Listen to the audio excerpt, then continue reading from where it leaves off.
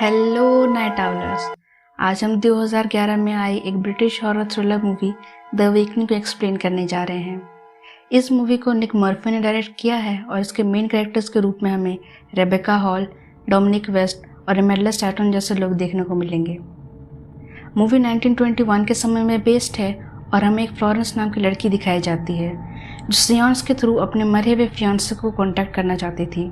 जिन्हें सियांस का मतलब नहीं पता उन्हें मैं बता दूं, एक ऐसा तरीका है जिससे हम भूतों से बात कर सकते हैं। वहाँ पर और भी लोग थे जो अपने परिजनों से बात करना चाहते थे। रिचुअल शुरू होता है और वहाँ पर एक बैठी औरत अपनी बेटी की परछाई दिखने लगती है। तभी फ्लोरेंस सबको रंगे हाथ पकड़ लेती है और पता चलता है कि ये सियांस सिर्फ एक नाटक था जिससे वो लोगों को बेवकूफ़ बनाते थे, उनके पैसे हेटते थे और फ्लोरेंस के हाथ ये बड़ी कामयाबी लगी थी और ये सब सिर्फ नाटक था ताकि वो उन्हें पकड़ पाए। हमें फ्लोरेंस के बारे में बताया जाता है कि वो एक गोस्ट हंटर होने के साथ साथ एक राइटर भी है, लेकिन उसे भूतों पर विश्वास नहीं, वो साइंस पर ज़्यादा भरोसा करती है।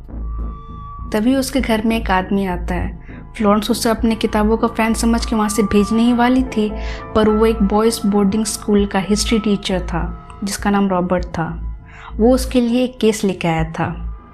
फ्लोरेंस अभी भी अपने फियांसे के डेथ से उभर नहीं पाई थी और वो सेल्फ गिल्ट के कारण ये काम अभी भी कंटिन्यू कर रही थी। वो रॉबर्ट से सारे केस की डिटेल्स मांगती है, जहाँ पर वो हमें बताता है कि बॉयज़ बोर्डिंग स्कूल होने से पहले वो एक प्राइवेट बिल्डिंग हुआ करता था जहाँ पर एक लड़की की मौत हुई थी और कई लोग उसी लड़के को देखने का दावा भी करते हैं। और हाल फिलहाल कुछ हफ्ते पहले ही उस स्कूल के एक बच्चे वॉल्टर की भी रहस्यमय तरीके से मौत हुई थी और वो बच्चा दावा करता था कि उसने भी उस भूत को कहीं देखा है। रॉबर्ट कुछ तस्वीरें निकालता है जहाँ पर हमें एक लड़के की धुंधली सी परछाई दिखाई देती है और कई स्टूडेंट्स दावा करते हैं कि ये सेम बच्चा है जो कई साल पहले मर चुका है। फ्लोरेंस पहले तो ये केस लेने से मना कर देती है क्योंकि उसे ये सब बच्चों का वहम और कैमरा ग्लिच की दिक्कत लग रहा था।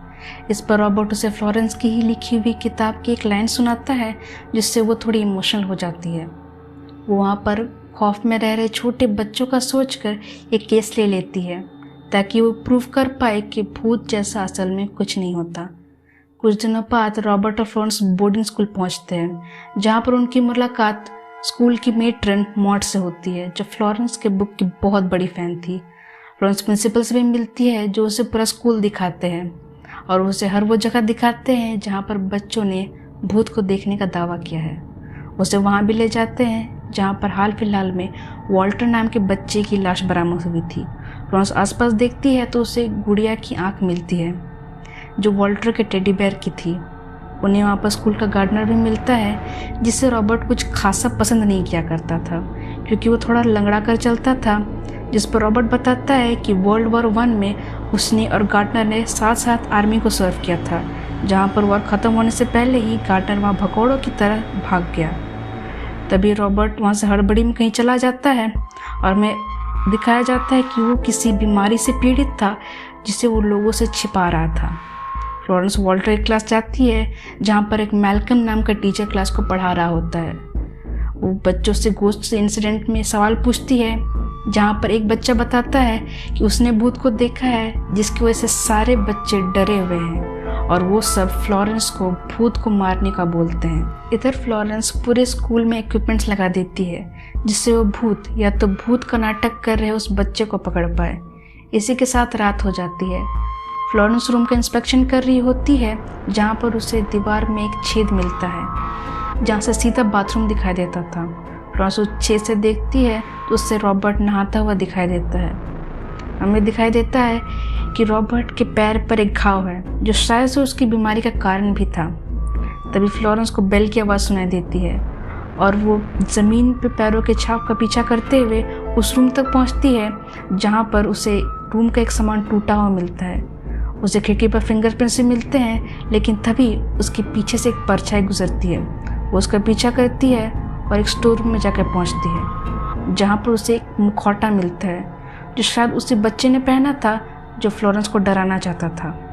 और फिर उस बच्चे को देखती है जो उसका पीछा करते हुए एक रूम पहुंचती है जहां पर उसे एक डॉल हाउस मिलता है जो हूबहू बोर्डिंग स्कूल की कॉपी था। उसे फिर से एक बंदूक ताने हुए आदमी दिखाई देता है जिसका पीछा करते समय उसे रॉबर्ट मिल जाता है। अब सुबह हो चुकी थी और सारे बच्चों के पैर पे एक स्पेशल केमिकल से स्प्रे किया जा रहा था, जिससे पता चल पाए कि कल रात वो पैरों के निशान किसके थे।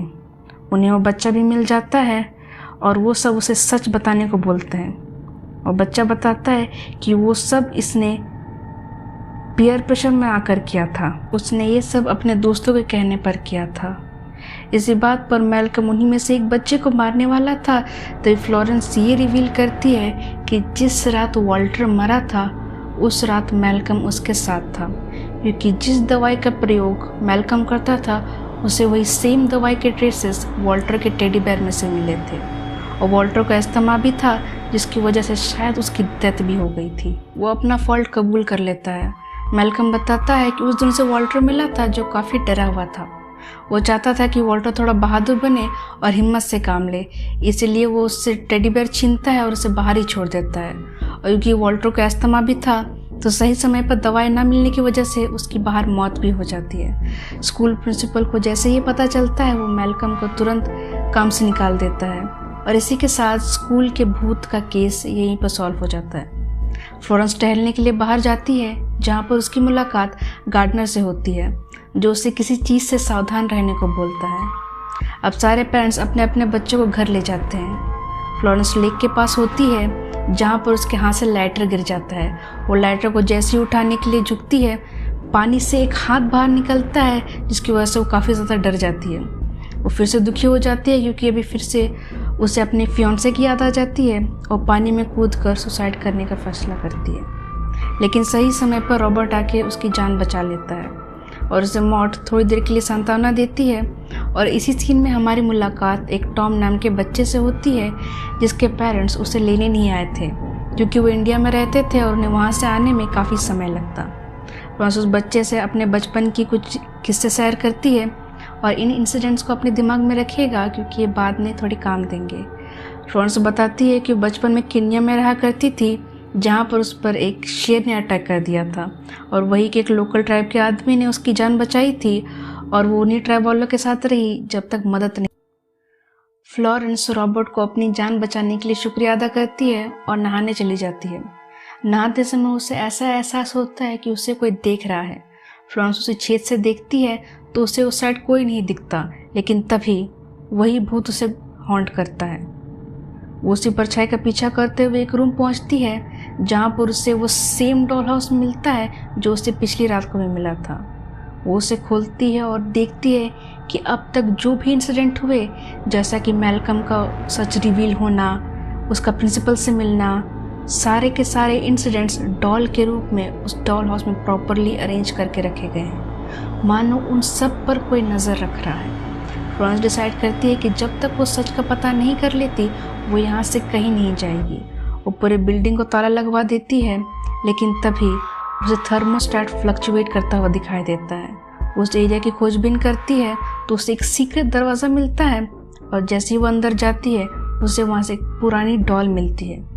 जैसे वो उस डॉल को बजाती है, उसके अंदर से एक नर्सरी राइम बजने लगती है, जिसका सीधा अर्थ था कि माता अब तुम्हारे सारे बच्चे चले गए हैं, सिर्फ एक को छोड़कर। टॉम ये सुनकर डर जाता है, क्योंकि अब उसे लगने लगा था कि वो स्पिरिट अब उसका शिकार करने वाली है, क्योंकि वो उस स्कूल में बचा हुआ आखिरी लड़का था। इस पर फ्लोरेंस प्रॉमिस करती है कि वो उससे प्रोटेक्ट करेगी और कुछ नहीं होने देगी। कुछ देर बाद हम फ्लोरेंस और टॉम को बातें करते हुए देखते हैं, जहाँ पर फ्लोरेंस बताती है कि वो अपने फियांसे से काफ़ी ज़्यादा प्यार करती थी, लेकिन वो वर्ल्ड वॉर के दौरान मारा जाता है और वो उसी गिल्ट में ये गोस्ट हंटिंग और ये राइटिंग का काम करती है। कुछ देर बाद फ्लोरेंस को फिर किसी बच्चे की आवाज़ आने लगती है और अब क्योंकि टॉम एक लौता लड़का था पूरे स्कूल में, तो उसे लगने लगता है कि ये सब किया धरा टॉम का है। उस आवाज़ का पीछा करती है, जहाँ पर उसे फिर वही बंदूक ताने आदमी मिलता है, लेकिन इस बार वो फ्लोरेंस पर गोली चला देता है। लेकिन ये उसका सिर्फ वहम था। वो जाकर टॉम को कन्फ्रंट करती है, जिसकी वजह से टॉम डर कर वहाँ से भाग जाता है। वो रॉबर्ट के पास जाती है, जो उसे फ़ोटो डेवलप करने में मदद करता है, लेकिन किसी भी फ़ोटो में उस आदमी की तस्वीर कैद नहीं हुई थी, बल्कि उस छोटे से बच्चे की हुई थी जो उस स्कूल का भूत था। इसके बाद फ्लोरेंस और रॉबर्ट इंटीमेट होते हैं और उसी के बाद उन दोनों को एक घंटी की आवाज़ सुनाई देती है, जो कि रॉबर्ट के रूम से आ रही थी। रॉबर्ट वहाँ जाता है और जैसे ही वो अंदर घुसता है उसे कोई वहाँ बंद कर देता है।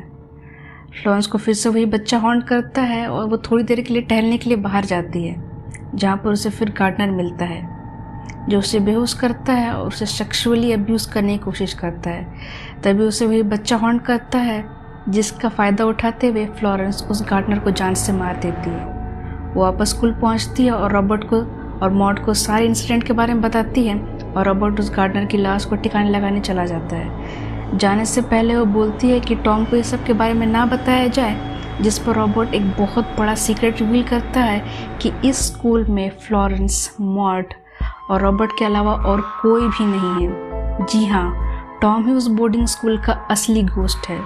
फ्लोरेंस को फिर से वही आवाज़ आने लगती है, जिनका पीछा करते हुए वो एक सीक्रेट रूम में पहुंचती है, जहाँ पर उसे वही डॉल हाउस मिलता है। उसे वहाँ टॉम भी मिलता है। टॉम बताता है कि वो वॉल्टर को डराना नहीं चाहता था, बल्कि उसका दोस्त बनना चाहता था और वो एक लौती इंसान है जो उसे देख पा रही है। फ्लोरेंस इस पर उसे वो आदमी के बारे में पूछती है जो उसे बार बार दिखाई देता है। टॉम उसे डॉल हाउस के अंदर देखने को बोलता है और अब धीरे धीरे करके फ्लोरेंस की सारी यादें वापस आने लगती है। उसे पास्ट का विजन आता है, जहाँ पर वो देखती है कि फ्लोरेंस के पिता ने उसकी माँ को बेटा ना दे पाने की वजह से जान से मार दिया था और छोटी फ्लोरेंस इसकी विटनेस बन गई थी और उसके पिता उसे भी मारना चाहते थे। लेकिन फ्लोरेंस बचकर वहाँ से भाग जाती है और एक सीक्रेट दरवाजे के जरिए एक सीक्रेट जगह पर पहुँच जाती है, जहाँ पर उसके साथ टॉम भी था। उसके पिता वहाँ की आवाज़ सुनकर उसकी तरफ गोली मारते हैं और गोली सीधा टॉम को जाके लगती है और वो वही मारा जाता है। इसे देखकर फ्लोरेंस के पिता भी अपने आप को गोली मारकर मार देते हैं। यहाँ पर रिवील होता है कि टॉम एक्चुअली में फ्लोरेंस के पिता और मॉड का नाजायज़ बच्चा था और फ्लोरेंस का सौतेला भाई। शायद इसी की वजह से फ्लोरेंस उसे देख पा रही थी और उसके बाद फ्लोरेंस को अडॉप्ट कर लिया जाता है और धीरे धीरे समय के साथ वो ये सारी यादें भूल जाती है। अब फाइनली मॉड, टॉम और फ्लोरेंस यूनाइट होते हैं और एक दूसरे को कंफर्ट करते हैं और अब तक रॉबर्ट भी वापस आ गया था, जिसने गार्डनर की लाश को ठिकाने लगा दिया था। टॉम फ्लोरेंस के लिए वाइन लेके आता है, जिसे वो पी लेती है, पर इसमें जहर था। मॉड अपने आप को फ्लोरेंस को मारना चाहती थी ताकि वो दोनों टॉम के साथ इटर्निटी तक रह पाए। फ्लोरेंस मदद के लिए रॉबर्ट को बुलाती है, जो उसके लिए दवाई खोजने चला जाता। फ्लोरेंस को मरता हुआ देख टॉम काफ़ी ज़्यादा इमोशनल हो जाता है। फ्लोरेंस बोलती है कि अगर वो इस तरीके से मरी तो शायद उसकी आत्मा कभी भी खुश नहीं रहेगी और वो टॉम को भी इस जगह से आज़ाद होने को बोलती है। क्योंकि टॉम उससे काफ़ी ज़्यादा प्यार करता था, वो उसे सही एंटीडोट ला के दे देता है और उसे पिला देता है। हमें कुछ दिनों बाद का सीन दिखाया जाता है, जहाँ पर सारे बच्चे अपने वेकेशन से वापस आ गए थे और मॉड की मौत की खबर सबको बताई जाती है, लेकिन कोई भी फ्लोरेंस को नोटिस नहीं करता, कुछ बच्चों और रॉबर्ट को छोड़कर। हमें एंडिंग सीन में फ्लोरेंस और रॉबर्ट के साथ दिखाई जाती है, जहाँ पर वो उससे अगले हफ्ते मिलने का बोलती है और वो ये भी बोलती है कि उसे मॉड और टॉम की स्पिरिट्स नहीं दिखाई दे रही हैं। जाने से पहले वो एक बार फिर इस बिल्डिंग को घूम के आना चाहती थी। क्योंकि ये एंडिंग काफ़ी सारे लोगों को कंफ्यूज कर देती है, तो इस एंडिंग के दो थ्योरीज हैं। पहला ये कि फ्लोरेंस एक्चुअली मारी जाती है, इसलिए उसे कोई भी नोटिस नहीं करता, और दूसरा ये कि फ्लोरेंस एक्चुअली में ज़िंदा बच जाती है। और इस थ्योरी को सपोर्ट करने के लिए हमारे पास काफ़ी ज़्यादा प्रूफ भी हैं और इस मूवी के डायरेक्टर ने खुद इस थ्योरी को सपोर्ट किया है। आप जो चाहे इस मूवी को एंड को इंटरप्रेट कर सकते हैं। इसी के साथ हमारा एक्सप्लेनेशन यही ख़त्म हो जाता है। अगर आपको मेरी वीडियोस अच्छी लगती हैं तो लाइक, कमेंट, सब्सक्राइब, शेयर करना मत भूलिएगा और अगर आप कुछ रिव्यू देना चाहें तो कमेंट सेक्शन खुला है। इसी के साथ मिलूंगी मैं आपसे अगली बार, तब तक रखिएगा ख्याल। Bye bye.